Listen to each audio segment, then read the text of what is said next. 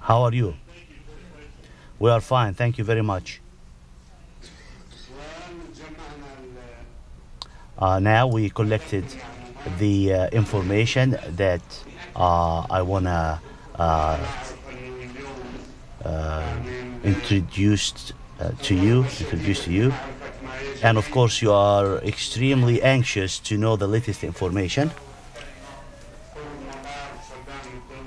What's happening with the Saddam International Airport and the other locations of the invasion.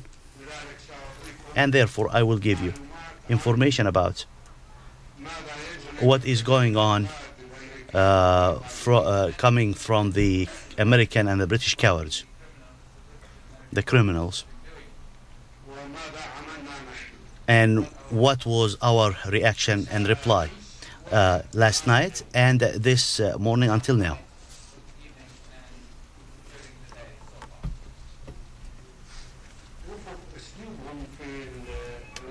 They continued their usual procedures during this invasion.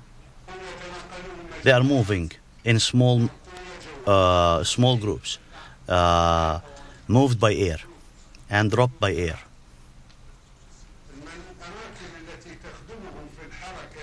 And they pick the location that helped them in their movement toward Baghdad.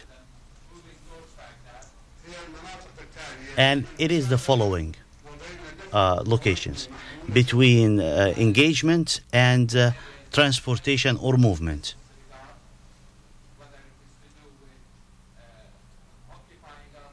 Whether to occupy or to just move toward Baghdad.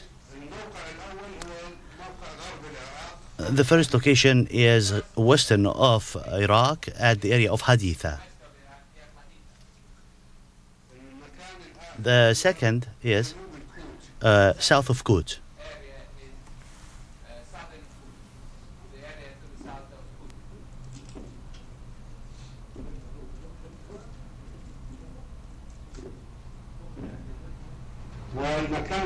And the third location is al-Hindiyya and Musayyab, between Karbala and Baghdad.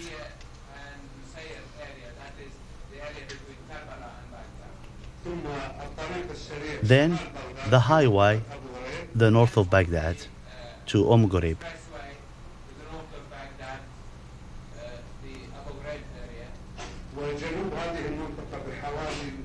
And to the south of this area, 40 kilometers, at the area of Yusufiyya.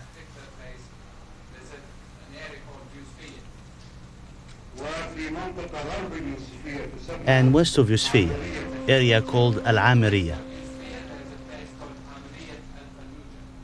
Amiriyat al-Fallujah.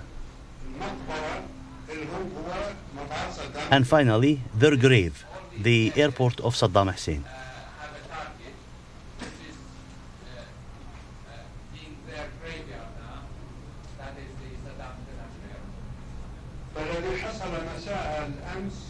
This is what happened between last night and the morning, the hours of this morning, Friday. West of Iraq in Haditha area. We decided in all this area that I will tell you what exactly happened in it. We'll report to you what happened there. We nailed down the forces of the invaders, the American and the British mercenaries. We nailed them down in their location in Haditha. There was a fierce battle, and we destroyed 4 personal carriers, armored personal carriers.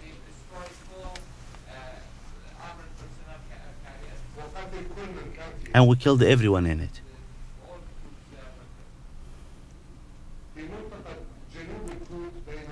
South of Kut, between Al-Hay and the city of Al-Kut. After they were defeated last night by the Iraqis, they were followed and chased with our forces, and we destroyed 9 tanks and 1 armored personnel carrier and some smaller vehicles in Al-Musayib area between Karbala and Baghdad.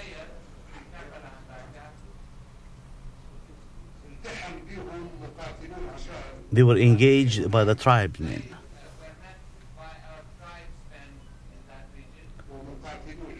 And the fighters of the Ba'ath party and the Saddam Fidayin, and they caused them heavy casualties in personnel, in addition to weapons and equipments. The casualties were very high.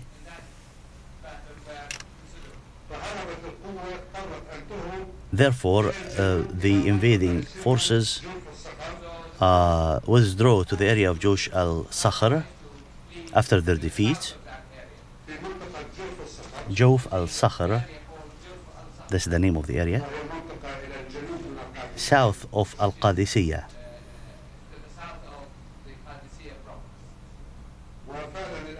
And truly, right now, all what's left of their forces congregated or gathered there at the area of Jof al-Sahhaf.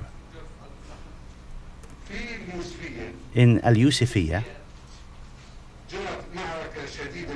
there was a very fierce battle between the units of the Iraqi armed forces and the cowards of the British and American invaders.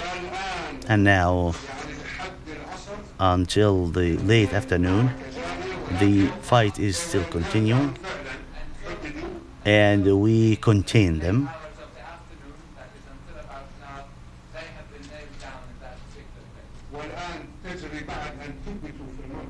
And now, after we contained them and we denied them the freedom of movement in this area, now we are exhausting them through a war of attrition. In the area of Abu Ghraib, north of Baghdad, at 6 a.m. today, some of the units of the Republican Guard engaged some forces that were dropped by airplanes, airborne units, and we destroyed 6 tanks, 3 armored personnel carriers by the units of the Republican Guard. This force now is completely isolated from the forces that are located in the south of Saddam International Airport. They are both isolated from each other. In the Fallujah operation in Al-Yusufiyya,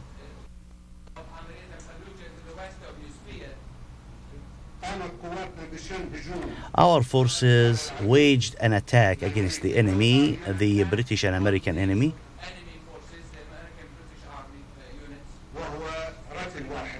One column. It was only one column, our forces. And they caused huge casualties, which led the enemies to withdraw.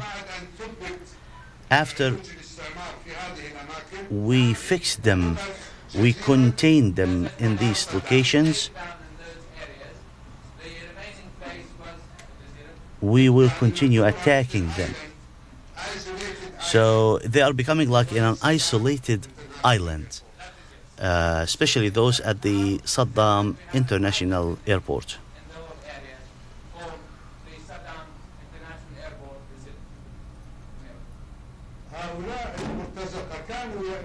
Those mercenaries were calculating that the other forces will be able to attach itself to them in the Saddam airport.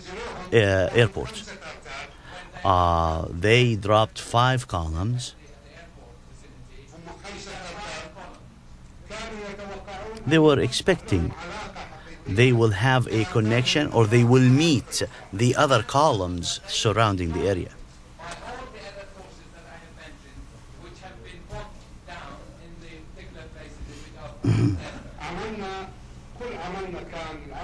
All our military activities with the people and the other fighters and the Fidayeen,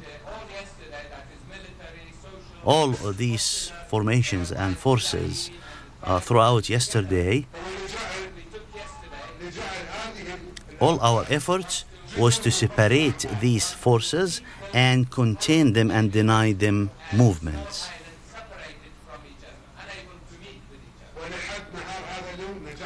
And by this morning we succeeded in these tasks. So now those mercenaries who made the big mistake of coming to Saddam International Airport are completely isolated.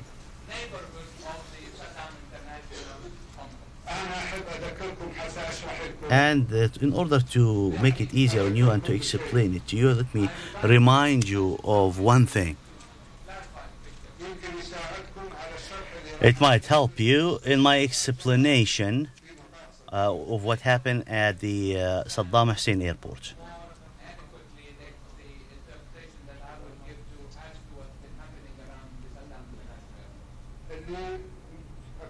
Those maybe most of you have watched the American movie Wag the Dog.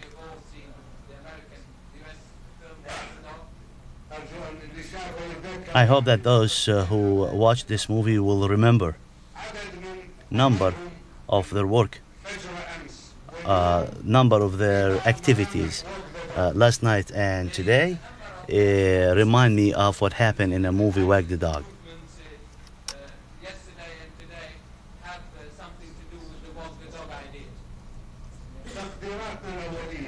Our initial estimates,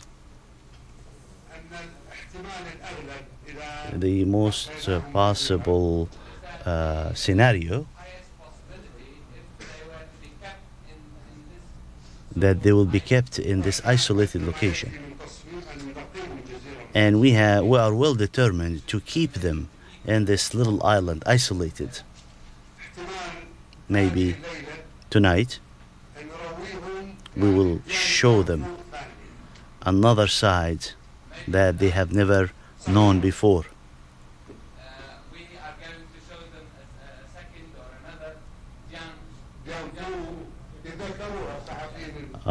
It's like the Jamfu battle. Some of the Western reporters will remember it. Our initial estimates, it will be very difficult that any of them will stay alive after what we will do tonight. Unless they immediately surrender. They are completely surrounded. This morning, by accurate calculations, the number of the personnel carriers that was destroyed with the personnel inside, 8 armored vehicles, personnel carriers. And the number of tanks that they did all that to bring here,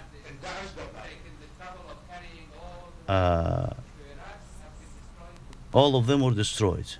12 tanks.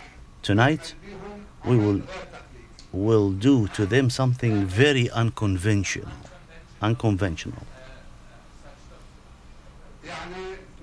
Meaning not conventional.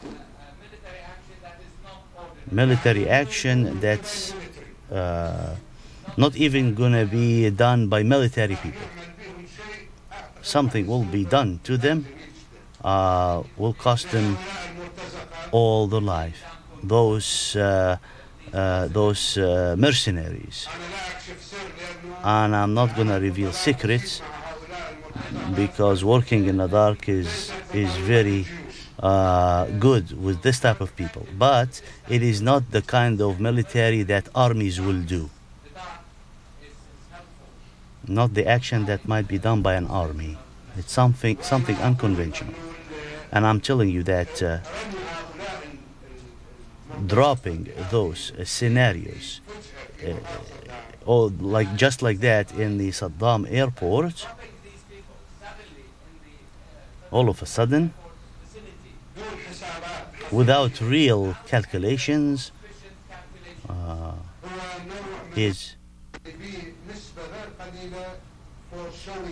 type of the operation that are done for show.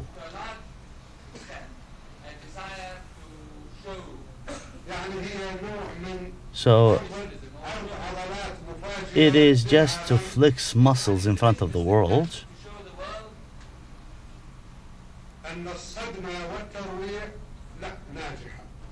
to show the world that the shock and horror campaign is succeeding.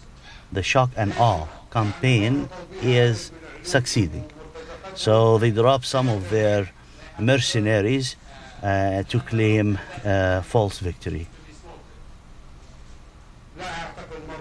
I don't think my initial calculations, I do not expect any of their soldiers will remain alive unless they immediately surrender. They have no chance.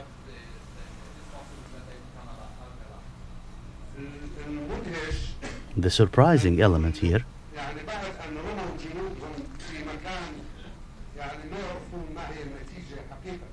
that they would drop their soldiers like that without any estimate to what might happen to them.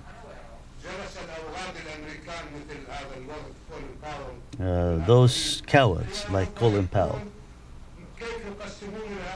He's talking now about how they're going to divide Iraq after the war.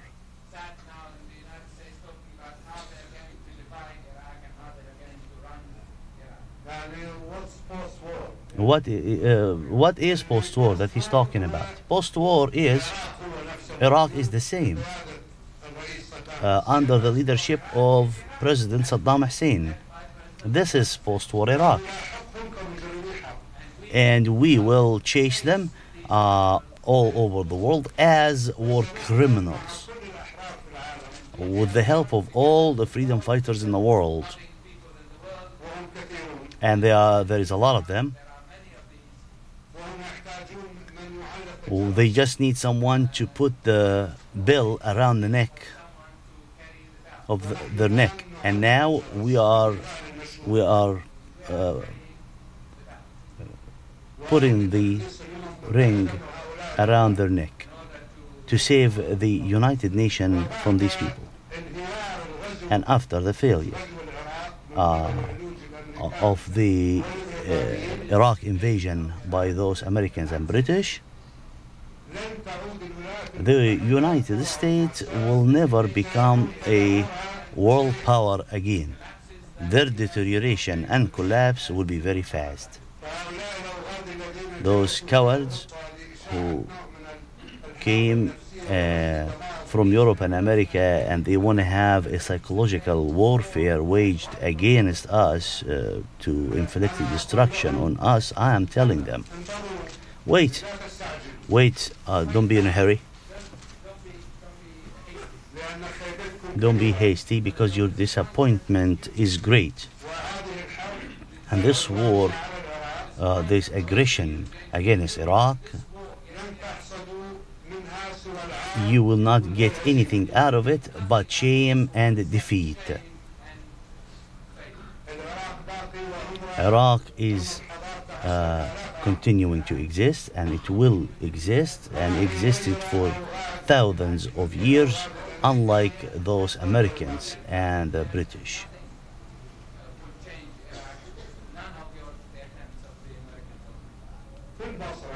In al-Basra sector, they tried, those American and British losers, several times to reach and approach the al-Basra city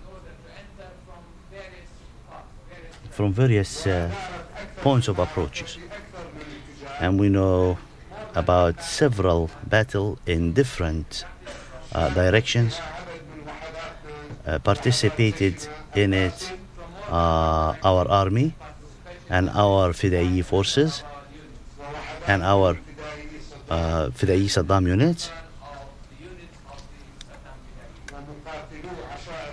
and fighters from the tribesmen of al-Basra area and the fighters of al-Ba'ath party, and a number of suicide bombers who came from other Arab countries. And in these three approach points that we heard about, there were three battles. One of them, they tried to approach from the area of the al-Basra International Airport.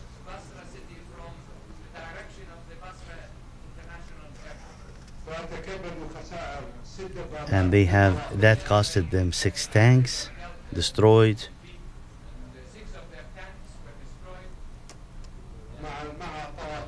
With the crews inside them,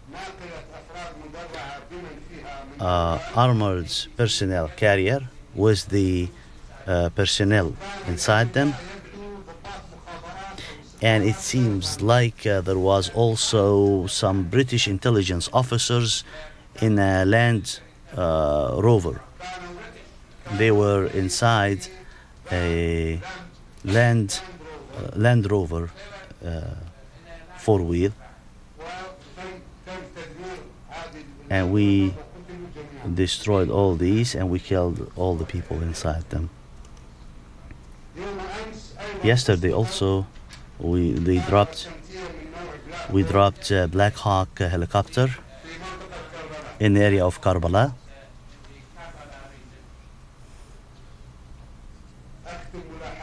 Finally, I would like to add at the end of my remarks that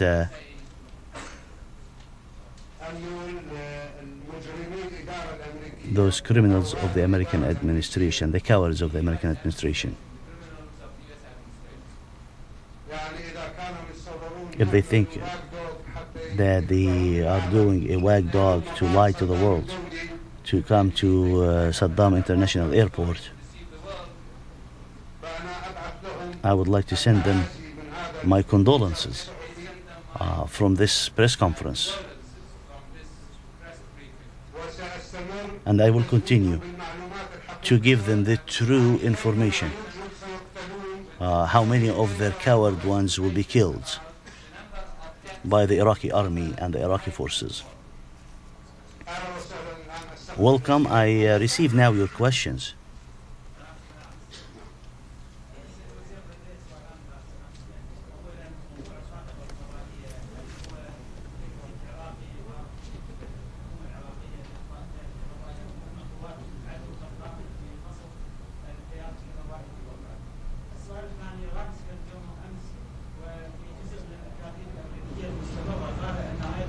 The question is regarding Rumsfeld's remarks yesterday. Lies about the airports, and what's your answer to it? I would like first to thank your network, Al-Manar of Lebanon, and to send my greeting to Hezbollah in Lebanon, those great warriors. And we are with you, and we are with you to defend the Islamic nation and to defeat those infidels. As for Iraq, those coward ones, they denied, but then they admitted that they destroyed the electricity in Baghdad, so they will be able to drop forces safely and to be able to chase, as they said, with all their arrogance, to chase the Iraqi leadership. And that happens not only in Baghdad. Those coward ones, those people can do only these dirty tricks. They are dirty politicians. They are the lowest type of human beings. And our destiny is to fight those ones. They did the same thing, not only in Baghdad. I told you several times what they do. They get fiberglass and they throw it around the electricity networks. First, they hit the TV, the new one, the TV building, those cowards. And they hit the electricity station in Al-Qadisiyah, south of Iraq. Can we get a translation, please? This was a question about the electricity, whether it was done by our side or their side. And the minister explained to you that it was done by them through fiberglass. They throw fiberglass on the electric networks to disable it. And they claim that they did that to chase the leadership of Iraq. They done that not only in Baghdad, but also in Qadisiyah. And they do it by throwing amounts of fiberglass. The second part of the question. Just a minute, please. Because the second part is about Rumsfeld's comments yesterday. Oh, yes. Now we call him Mr. Ayatollah Rumsfeld. We call him Ayatollah Rumsfeld. This coward, this cheap one, was answered by our great religious leaders, the Ayatollahs. And they answered him enough. Rumsfeld has said that Ayatollah Ali Sistani, has told the Iraqi people to not to stand in the way of the coalition forces. And he denied that he said that. And simply, Rumsfeld is lying.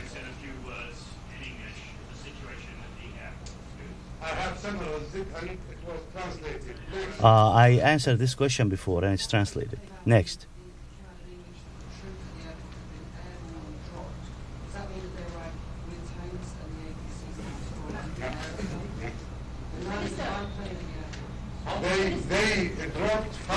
They dropped 5 columns. The question was about the amount of forces that was dropped.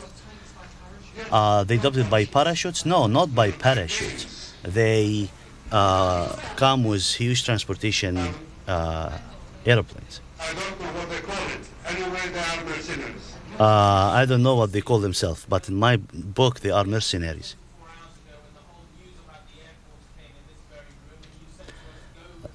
Last night you told us go to the airport. Yes, go. Well, okay, but today you're telling us that there are forces in the airport. So you're telling us now that the American troops are out of the airport and we can go back to the airport? Is that what you're telling us?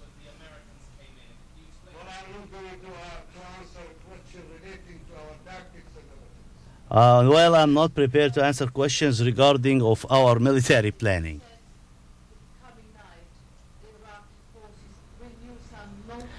Another question from BBC. I thought you said something about that you're going to be using unconventional weapon. No, I said it's going to be what happened in Indochina. So are you telling me that you're going to use non-conventional weapons? No, not at all, not at all. But it's type of mortar operations, maybe. Very, very well new ways of operation. A question from a Western reporter, and he dismissed it. No. It is a simple game. I'm not going to tell the details, but just wait and see. And we have said it before. Let me just tell you this. They have never surprised us. Not one thing that they have done surprised us so far. Because our leadership, our commanders were calculating everything that will happen.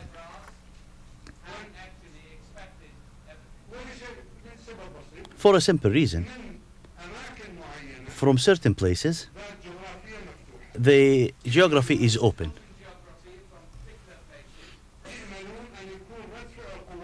So they thought that our forces' reaction will be as usual, in a normal manner. So we go to these open, geographically open areas, and they start picking us up. But we denied those mercenaries the success of this theory or this doctrine. And they did not enjoy their illusions. There have been reports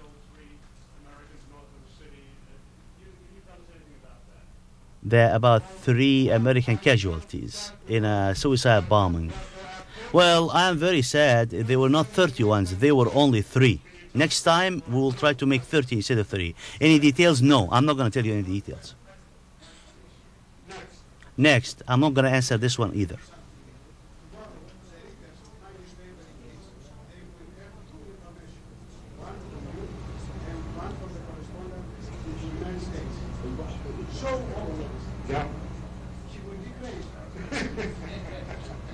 I will leave it to you to judge.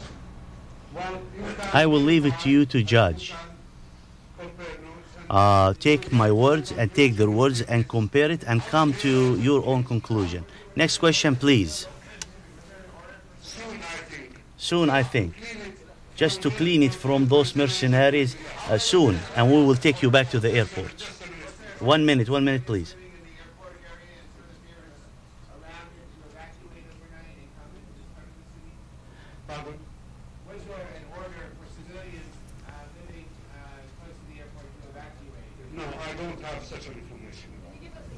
I don't have such information about Iraq evacuation of civilians. Not yet. There are fighting going on, and after the fight is finished, I will take you there. By Allah, we will kill the rest of them, and then we will take you there. Thank you. At the White House today, President